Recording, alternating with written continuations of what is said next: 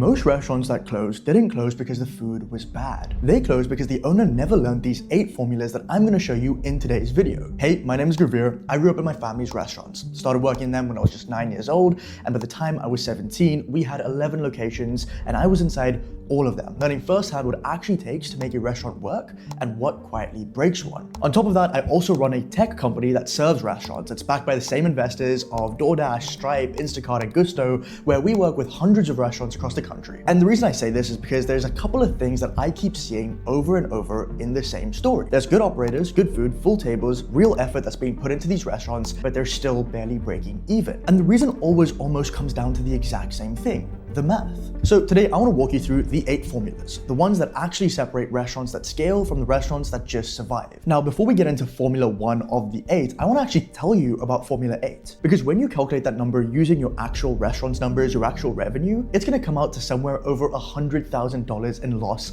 that you are experiencing every single year. And that's not money you've spent, that's money you are currently losing quietly every single year. And honestly, this is the exact reason I started working in my family's restaurants in the first place. Stopping that leak literally became my bread and butter. But before we get there, you need to understand the first 7 formulas, because only then will Formula 8 actually make sense. So that said, let's get right into this video. So the first formula we're going to talk about is food cost percentage. Now, you've probably heard of this one. Maybe you're already tracking it, but stick with me because there's a part to this that almost always gets missed. So what is food cost percentage? Well, food cost percentage is your food purchases divided by the food sales times 100. So you spent $2,500 on food this week, you did $10,000 in sales, and so your food cost is 25%. And what that number is actually telling you is how much of every dollar coming into your restaurant is going straight back out the door on ingredients. Now, the healthy range for an independent restaurant sits between 28 and 35%, but most operators that I talk to are sitting closer to 40 or 42%. And the difference between 30% and 40% on a restaurant doing $50,000 a month in food sales is $6,000 a month. If you take $6,000, that's $72,000 a year. This is the same menu, same table, same everything, but $72,000 a year in difference of revenue just by having a 40 versus 30% food cost. Now, like I said, you probably are tracking this, but where I usually see this go wrong isn't the formula, it's the timing. You see, most operators pull this from their monthly accounting report, and by that time, whatever was bleeding has already bled. Food costs don't drift away slowly, it kind of spikes. A supplier quietly raises a price, portions start creeping into the kitchen. You run a promotion without checking the margin on that item first. And if you're catching that 30 days later, you've already lost a month. Now, the operators who stay inside the healthy range are checking this number every single week.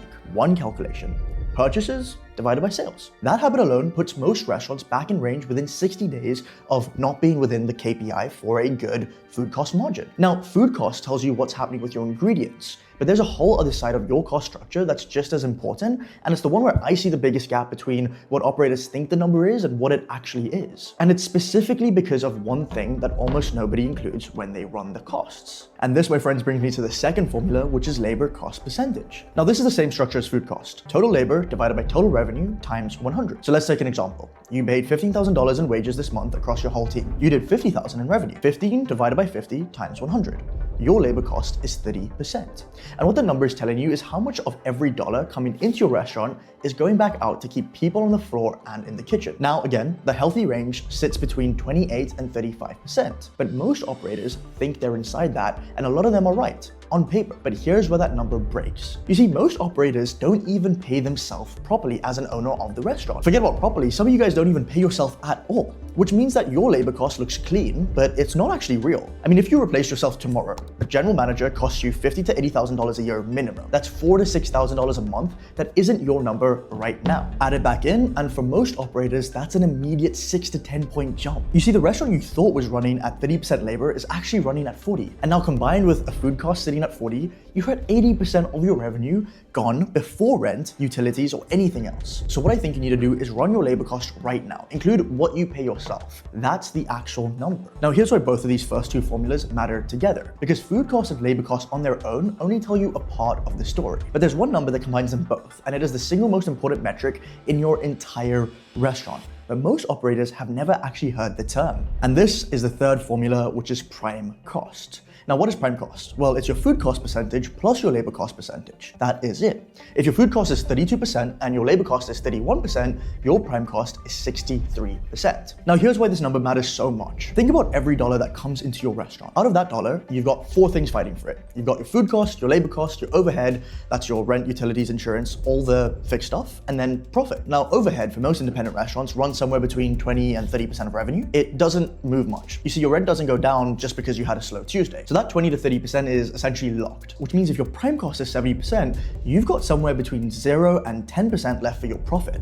And that's before anything goes wrong, such as a broke fridge, a slow week, a supplier price increase. That 10% disappears fast. And that's why 60% is the target, because at 60% prime cost with 25% overhead, you're sitting at least 15% profit margin. That's a real business, or at least a sustainable one. You see, that's a business that can absorb a bad month, reinvest, and grow, which are all things that happen in the restaurant industry. But every point above 60 is directly coming out of that profit margin, not from somewhere else, but from your bottom line. And you see, the reason prime cost is more useful than looking at food and labor separately is because of exactly what I said earlier. It shows you where the problem actually lives. You see, if your prime cost is too high, is it the food or is it the labor? Because the fix is completely different. You don't attack both at once. You find out which is out of range and then you fix that first. Because most of the time it's obvious once you see both numbers next to each other. So now we've talked about the main costs: food, labor, and prime. The next question is, what does your restaurant actually need to generate before any of this even matters? And that's a number most operators have a feeling about, but have never actually sat down and actually calculated on a day-to-day, week-to-week, or even month-to-month basis. And this is what brings me to the fourth formula, which is your break-even point, which I truly believe is the most underestimated metric in the restaurant industry.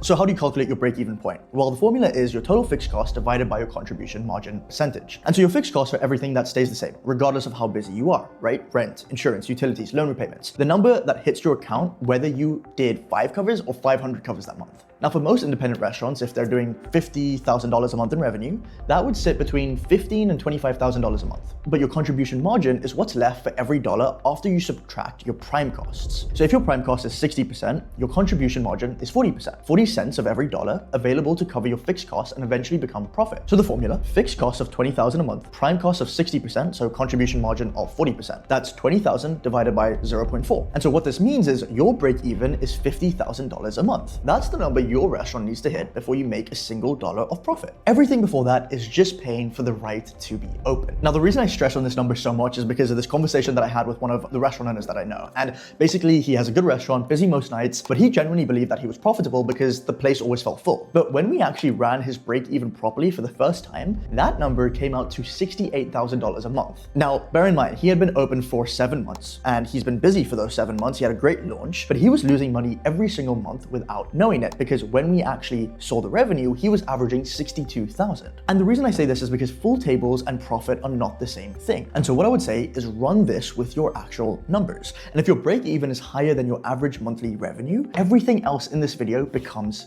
urgent. And so now that we've covered where your money is going and what you need to do in order to survive, the next 2 formulas are about making money from what you already have, starting with the one that will make you look at your menu completely differently. Now, this isn't specifically a single formula, but more of an understanding where math is involved for you to figure out where your losses are and where you're making the most amount of profit. Okay, so the formula or methodology is simple. Take any item on your menu, subtract the cost of that ingredient to make it from the price that you charge for it. So if it costs you $5 to make a virgin mojito and you charge $10 for it, your profit per dish is $5. Super simple, right? But what I want you to do is then plot every item on your menu across 2 questions. How much profit does it make me? And how often does it sell? That gives you 4 categories. The first category is stars. These are high popularity, high profit. These are the best items. These are the ones you want to front and center on your menu, the ones your staff should be talking about, and the ones you build your experience around. The second one is plow horses, and this is where I see most restaurants get caught in the trap. These are low profit, but high popularity. These are dangerous because they're your best sellers, but they're not actually making you much money. And so every time someone orders one, you're busy, but not profitable. Then you've got your third category, which are puzzles. Now, these are a bit confusing because these are high profit, but low popularity. So this is what I call hidden gems, right? No one's ordering them, but when they do, you're making real money. And so the question with this is always a bit different, which is why isn't anyone actually ordering these? And then the last category is the dogs, which are your low profit, low popularity. These have no reason to be on your menu. They're costing you ingredients, they're costing you prep time, and nobody wants them anyway. Now here's where it gets interesting. I was once talking to an operator, an Indian restaurant, 2 locations, locations, genuinely great food again, and his bestseller was his butter chicken. Ordered consistently, every single table, he was kind of proud of it, which I guess I understand because it was super tasty. But when we sat down and actually calculated the profit on the dish, it came out at around $8 per plate. Good, but not great given the ingredients involved. And sitting quietly at the bottom of the drink section was this lassi. Nobody was really pushing it. It cost less than $1 to make and was selling for $7. $6 profit every single time they sold it. It was zero cooking labor and it takes 30 seconds to make because they were basically made in bulk. The lassi was a puzzle and nobody was talking about it. I mean, take onion rings as an example, right? This is even more crazy. You have oil, batter, and onions. Maybe 40 cents to make, $8 on the menu. That's 5% food cost. Every single time someone orders onion rings, you are pocketing $7.60 in pure profit with almost no labor attached. Every menu has items like this. Most operators just don't know what those are and have never actually calculated it. And so if I was in your position, here's what I would do. Take your top 10 selling items and your bottom 10 margin items and run the formula on all of them this week. You will almost always find at least 2 or 3 dishes that are plow horses eating into your margin and at least one puzzle that deserves to be a star. So move the puzzles up the menu, advertise it a little bit more, put them where the eyes go first, train your staff to talk about them, and remove the dogs entirely. And think carefully about whether your plow horses are worth the price of ingredients that they demand. You see, you don't need more customers to make more money from your menu. You just really need to know which items are actually working for you and which ones are making you the most money. Now, knowing what your menu makes is one thing, but there's another revenue opportunity sitting inside your restaurant right now that almost nobody is measuring. And occasionally, it's one of my favorite metrics to track because I spend so much time in my family's restaurants working on them. And you see, it lives in every single interaction your staff has with a customer. Which brings me onto Formula 6. You see, every restaurant has 2 types of revenue. The revenue customers came in planning to spend, and the revenue they spend because someone asked them to. And this is what the 6th formula is, which is upsell conversion rate. Upsell conversion rate measures the second one. It tells you what percentage of your customers are buying something beyond what they originally intended to order. And so these are things like a dessert they weren't thinking about, a second drink, a starter they didn't plan on, and more importantly, it shows you exactly how much money is sitting on the table every single day that your restaurant either captures or leaves behind. You see, most operators have no idea what this number is, which means that they have no idea how much they're leaving behind. And so how do you calculate this? Very simple. Your average upsell value multiplied by your daily covers multiplied by your upsell attach rate. And then to make this number even more impactful, times that number by 365 because of the 365 days in a year. Now let me run those numbers for you. So say your restaurant does 80 covers a night. Your average upsell is worth about $8, and right now your staff are upselling on roughly 20% of tables. That's 16 tables a night times $8, $128 a day. Now move that attach rate from 20% to 50%. Same 80 covers, same $80 upsells, but now you're at 40 tables a night, $326 a day. That's $192 more per day through upsell revenue, which is $70,000 for the year. This is from the same customers, the same menu, the same restaurant, just asking the question more consistently. And here's what makes this number even more uncomfortable for most operators. You see, your staff are a sales team, whether they know it or not. Every single interaction with a customer is a revenue opportunity. But unlike an actual sales team, most restaurant staff have no idea what their conversion rate is. There's no target to hit and no real incentive to think about. I mean, really think about it. Like, I can calculate at least more than on my fingers how many times I've gone to a restaurant and the server is extremely pleasant and I've sat down and ordered my food and the servers come in to check in once. But at the end of the meal, I hadn't ordered a drink, I hadn't ordered a starter, I hadn't ordered a dessert, but nobody asked me, not once. And the server who's serving me probably had 20 tables that night. At $8 a missed upsell across all of them, that's $160 in one shift that just didn't happen. Multiply that across your whole team, across a full year, and you start to understand why this number matters. Now, the interesting thing about upsell conversion rate is that it applies everywhere a customer interacts with your restaurant, not just in the dining room. I'm talking about on the phone as well. And this is where it gets relevant to something I want to briefly mention. You see, at the start, I mentioned that I'm the co-founder and CEO of Certus AI. And Certus AI is an AI voice agent for restaurants that will answer every single phone call, take orders, process deliveries, take reservations, whatever a customer is calling up for, our AI can take that just like a human 24/7. But majority of the calls are around phone orders specifically. And what we see consistently is that AI handles upselling on phone orders at around 50% attach rate over what the staff normally does. And so every single call, the AI is never tired, it never forgets, it's never too busy. And on a restaurant doing $10,000 a month in phone revenue, that's an additional $4,000 to $5,000 a month that could have just come from one channel being handled properly. And that's $50,000 a year just from your phone alone. And I say this not to pitch our startup, but because it's the clearest example that I've seen of this formula working at scale. Because you see, when you remove the human inconsistency from the equation, your number almost always goes up. Now, you know your costs, your survival number, what your menu is actually making you, and what your team is leaving on the table every night. The next formula, or the second last formula, changes how you think about every customer walking through your door. Because right now, you're probably thinking about them in terms of revenue that they're generating for you tonight. And that's the most expensive way to see them. And this brings me on to the seventh formula, which is your customer's lifetime value. You see, every time a customer walks into a restaurant, like I said, you're probably thinking about one thing: how much are they spending with you tonight? And look, that is completely understandable. You've got a business to run, bills to pay, a team to look after. Tonight's revenue matters. But that way of thinking is costing you more than you realize. Because the customer sitting at table 4 right now isn't worth what they're spending tonight. They're worth every meal they'll ever eat at your restaurant for as long as they keep coming back. Customer lifetime value is the formula that shows you that number. And so how do you calculate it? Well, it's the average spend per visit multiplied by the number of visits per year multiplied by the number of years they stay as a regular customer. So let's take this from real life statistics. Say your average customer spends $45 when they come in. They visit twice a month and they stay a regular for 3 years. So that's $45 times 24 visits a year times 3 years. That customer is worth $3,240 to your restaurant. Not 45, but 3,240. Now think about the last time a customer complained. Maybe their order was wrong. Maybe the wait was too long. Maybe the food came out cold. And you debated whether to comp their meal or offer them a free dessert because it was going to cost you $20. You see, you weren't deciding whether to spend $20. You were deciding whether to protect a $3,000 relationship. Now look, I've spoken to many restaurant owners where they have a policy of never compensating for anything. It's a point of principle to them, and I get it, right? You've worked too hard for what you have, and you're not gonna give away any free food. And look, again, I understand where you're coming from. But when you calculate your customer's lifetime value and realize that the regular, $20 disputes that you're trying to win is worth somewhere between $2,000 and $4,000 over the course of their time as a customer, I hope that you realize, or you go back to your restaurant and you change that policy this week. And trust me when I say this goes beyond complaints, because think about how you market your restaurant, right? Most operators spend money trying to get new customers through the door, and new customers matter. But a new customer costs 5 times more to acquire than keeping an existing one or getting them to come back more often. And when you know what a regular is actually worth,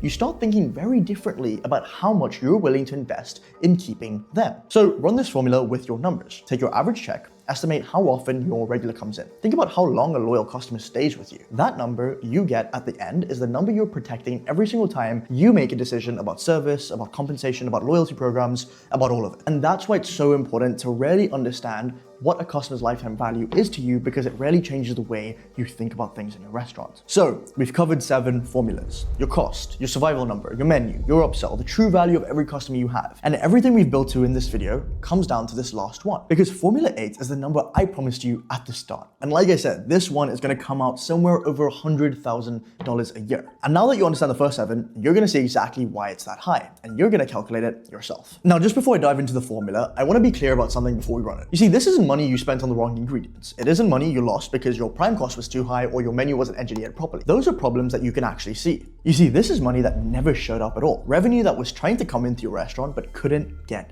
in. And because it never showed up, it never appeared on any report, any account statement, any POS summary. It's completely invisible, which is exactly why almost nobody has ever calculated it. So what is the formula? Well, it's total daily calls multiplied by your missed call rate multiplied by your average order value, then multiplied by 365, which is the days in the year. So let me run it with numbers that reflect a pretty normal independent restaurant. And again, I have so much data on this because this is literally what So to Say helps with. So 25 calls a day. That's not busy. That's a regular Tuesday. 25 people calling to place an order, make a reservation, or ask about your menu. Now, industry research shows that roughly 25% of restaurant calls go unanswered. So 1 in every 4. Your team is on the floor, they're in the kitchen, they're in the middle of service, they're calling out of hours. The phone rings and nobody gets to it, whatever the reason is. So you take 25 calls, 25% missed. That's about 6 calls a day that nobody is picking up. That is 6 people who called your restaurant, want to give you their money and couldn't. And at $40 average order value, that is $240 a day. $240 times 365, that's $87,600 a year for 25 calls a day. And here's the thing, if your restaurant gets just 5 more calls a day, so 30 calls total, which for most restaurants, again, is completely normal volume, that number goes from 86 to $116,000 a year. Over $100,000 a year, quietly, every single year, not showing up on any report, not appearing anywhere, just gone. Now here's what makes this formula different from every other one we've covered today. Because every other formula requires real operational change. Your purchasing habits, your scheduling, your menu, your staff behavior, things that take time and effort to shift. This one has a switch. Because the reason those calls are being missed isn't because nobody cares. It's because your team is physically unable to be in two places at once. They're busy serving the customers already in front of them. The phone rings at the worst possible moment every single time. And again, I know this, not because we run a tech company that again helps restaurants solve this problem, but because this was my first job. My first job was when I was 9 years old, answering phones in my family's restaurants because my parents couldn't afford to miss any phone calls. They were an independent restaurant when they first started, and there was no reason to lose any money. But more importantly than that, we also couldn't afford to hire someone dedicated to the phone line. And so at that time, the only solution was, getting their 9-year-old son to pick up the phone for them. And this is the actual reason I started Certus. I watched this happen in my family's restaurants for years, right? The phone ringing during a Friday dinner service with nobody able to get to it. And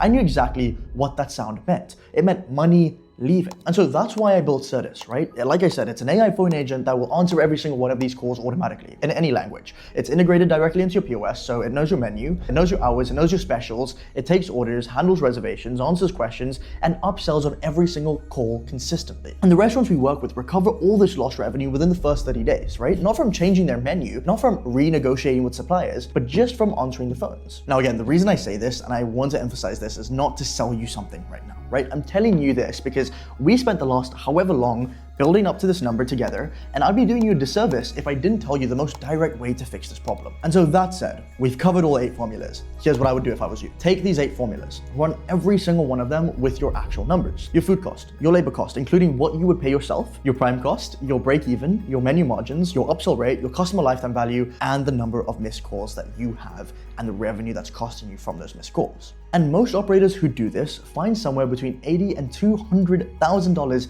in either costs that are too high or revenue that's being left behind, which usually it tends to be a mixture of both. And I want to emphasize, I brought up these formulas because none of them are complicated. None of them require an accounting degree.